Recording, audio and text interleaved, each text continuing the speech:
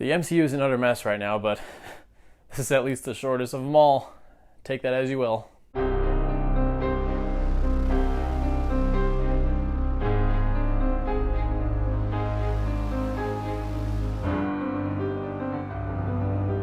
Hey everyone, welcome back to the channel. I'm Josh. Today we're reviewing The Marvels. This is the latest entry in the behemoth of a franchise known as the MCU. This one is directed by Nia DaCosta, who did the Candyman sequel from 2021, a movie that I didn't think was very good, but at least had really good cinematography, so it had that going for it.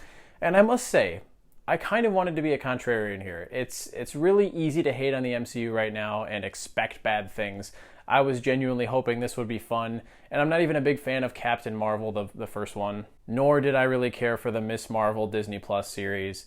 But I still wanted this to be good. I just wanted an enjoyable time at the movies like these used to be, good popcorn fun. Unfortunately, the haters were kind of right in this case because The Marvels barely feels like a movie, to be honest. It has next to no actual plot that you can assemble. It's really just a series of scenes that jump from location to location, I assume going through a multitude of reshoots because you can really tell. Characters enter this thing unceremoniously and then leave, and it begs the question of why they were there in the first place.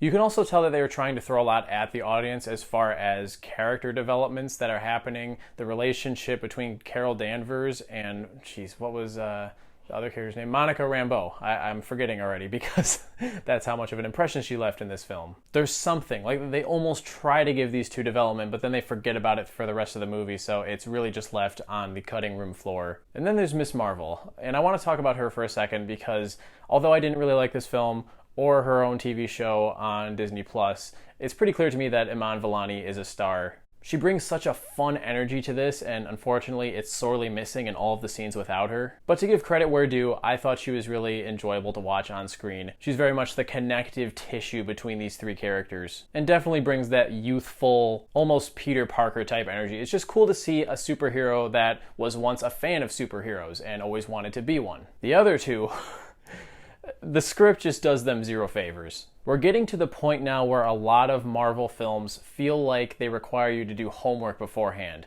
because this takes three characters from three totally different MCU properties, WandaVision, Captain Marvel, and Miss Marvel, two of which are TV shows. You know, it's not just you can sit down and watch a movie and be like, okay, I'm caught up. No, you got to sit through like 6 or 8 episodes. That's a lot of investment, and I don't feel that all audience members are going to be down for that. That might be one of the reasons why this movie is projected to flop at the box office. People just aren't as invested in these three characters as Kevin Feige seems to think. Now, one of the things that did pop out to me when I watched the trailer for this, and actually got me pretty excited for it, is this whole idea of their powers become entangled. So anytime any of these three use their powers, they swap places.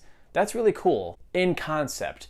In the film, it's used so chaotically, and the logic behind it is so non-existent, and it's very inconsistent too. Like, I could have sworn there were moments in this where somebody would actually use their powers and they didn't switch, so I don't really understand what the causation is. And speaking of explaining things, this movie has so much exposition. There are so many scenes in which characters explain things to the audience, not only their own backstories, which if you've watched the Disney Plus series, you've already known, but anytime a new character appears or a new location or any sort of phenomenon, somebody will always have some ridiculous explanation for it that makes zero sense, but you gotta roll with it because, well, the movie's not gonna bother to give you any more. It's really tough to talk about some of this because you have to tiptoe around the spoilers. And the villain, Dar-Ben, I'm actually shocked that I remembered her name.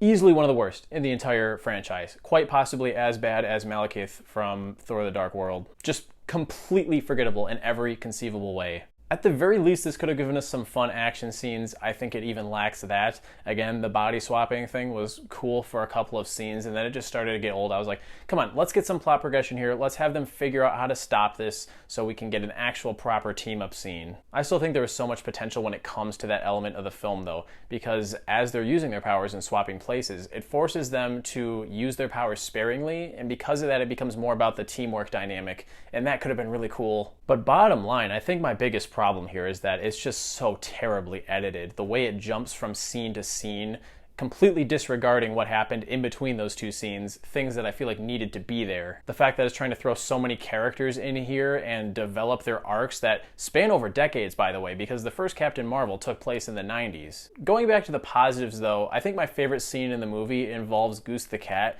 You'll know it when you see it. It was pretty fantastic, but it's just surrounded by so much nonsense and expository dumps. Really bad melodramatic dialogue and acting, too. The actress who plays Monica, Teyonah Parris, I believe is her name.